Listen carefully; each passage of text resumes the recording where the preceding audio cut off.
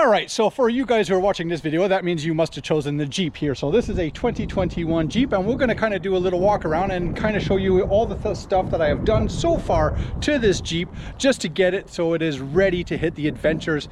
If we can't do it on the bike, at least we're able to do it on the Jeep, and we will be doing a lot of trail. So don't worry about that. I will be getting this thing up and hopefully not too stuck too bad, but at least enough where we can have some fun. So let's start off with this one here. So I did have previously a white one. Now I've got this gray one here. Both were 2021s. The only difference in between the two is that the white one was a manual transmission, which we sold off, and now we've got the automatic here. So 2021 Jeep Sahara Unlimited with the 3.6 8-speed automatic with the e-torque transmission here. So far, as you can clearly see, the stuff that I've done to it is, yes, we have raised it up by 2.5 inches here, and that is running with the rough country suspension, and then we've polished it off and we finished it off with the KMC KM549 wheels, and then we've got the awesome Ridge Grappler. These are the Ridge Grappler from Nitto tires. That is a hybrid tire, so actually what they say, being it's a hybrid tire, that it actually works really well for driving and still a mud tire, not too noisy on the road, and actually that is really true. It is absolutely fantastic tire. Before I go any further, as you can take a look here, we do have some poke, not too much. I might as well get back onto the information about those wheels. So these are 18-inch wheels. The tires are a 285/65 R18. So they are the light truck tires, so they are definitely heavy duty. There's not much flex into that.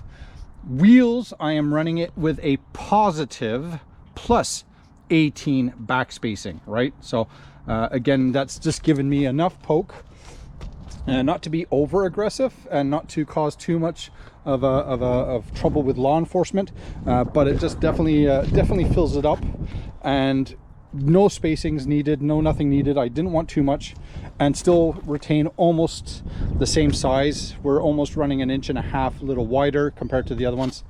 We've got your basic little vent shades here on that, and then we did finish it up with a Westin light bar mount. Again, speaking about noise, a lot of people say that when they put a front light bar on there, it becomes super noisy when you're traveling at speeds. Yes, but there is a fix to it, and I'll show you this little deflector here, right? Super simple. It doesn't take much thought in regards to actually physically doing it. That is what you would normally have at the bottom of a door. It's a door stop, it's a door seal. So it's a peel and stick self-adhesive door seal. So I basically, on this one here, I have a good close enough ridge, very nice and tight.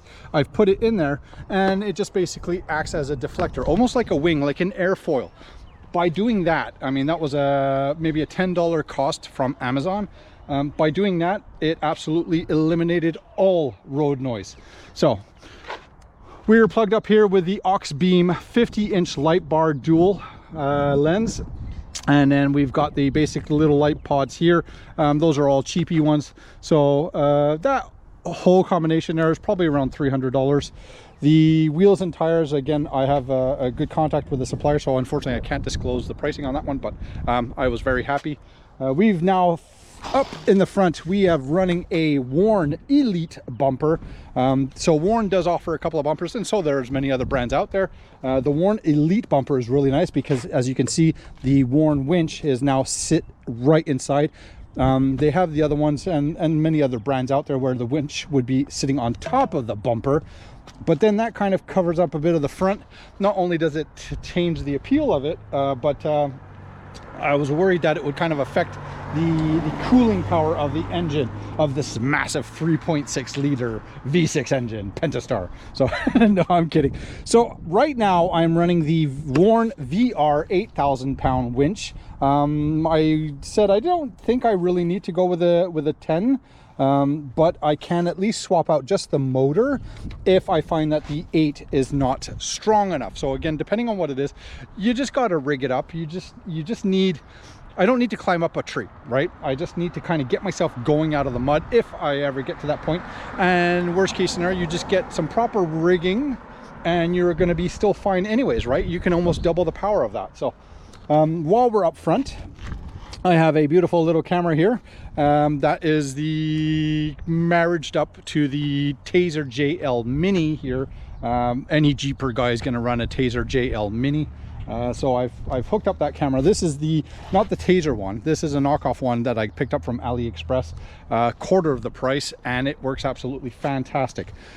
Before I go any further, here's a roller fare lead, here's a license plate, and here's the holder or the hide for the roller fare lead. So that's running off of a pivot system.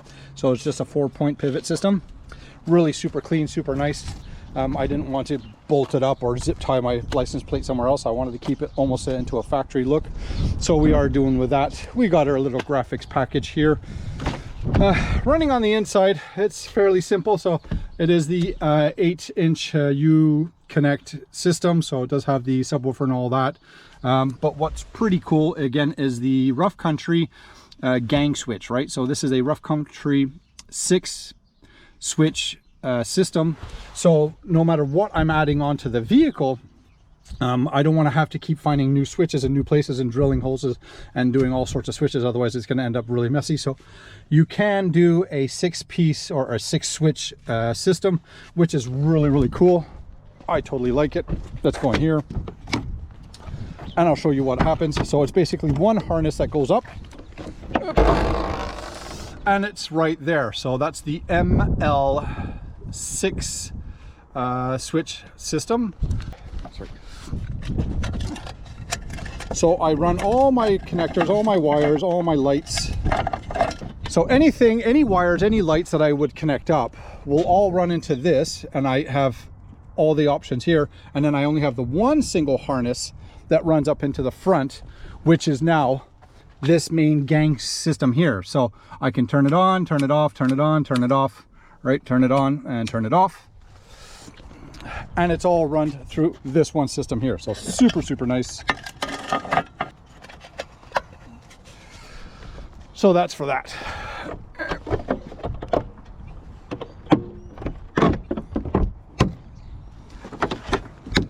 Hello, Father.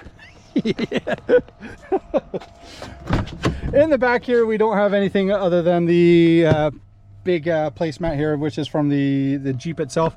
On the top, I am running the mesh, which is just a mesh cover, which is super nice because when I am running it with the soft top, it also helps as a little buffeter, and at the same time it's good also for storage because you can put things up here as well. And then when you take the soft top off or just recline it into the back, you're still getting the full wind effect or the full air feel, but then as well it also acts as a bit of a sunshade. So we are running with that. That's simple enough. Right now it is still the winter time, so we are running still with a hard top, but we do have to swap that over. Unfortunately, I'm not going to be able to open this up very much. That's just enough here. I don't think I can lift this up. No, so I'm not going to lift this up. Sorry guys.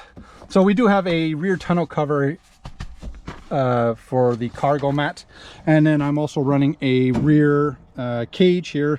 Basically that's just a folding out step, so I can put my barbecuing, cooking gear and stuff like that on that, just so when we're out fishing and we're out needing to get a bite to eat.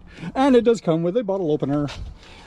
On the side here, I do have my tables and my chairs as well, so this is all collapsible and foldable table and chair. We got our fishing gear here. We've got a Motormaster air pump, so this is a heavy duty air pump, twin cylinder, and that pumps up the tires very quickly. Other than that, we've then put a hitch on the back. Still got to swap out onto the bumper there, so we'll get that done, and we're always fighting for gas, right? So but there you have it, guys. This is so far what we've done to the Jeep itself. I haven't done any re-gearing because with the 32-inch tires or 33-inch tires, they're still the same diameter as the original ones. They are definitely heavier. I mean, you're adding probably at least almost 50 pounds per tire on it.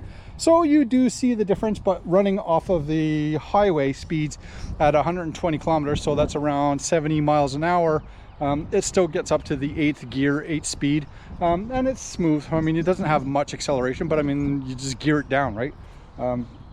gear down, I mean changing the gears and not actually re-gearing the transmission or the differential. So I don't see a part of having to do that right now unless you're going into a bigger tire.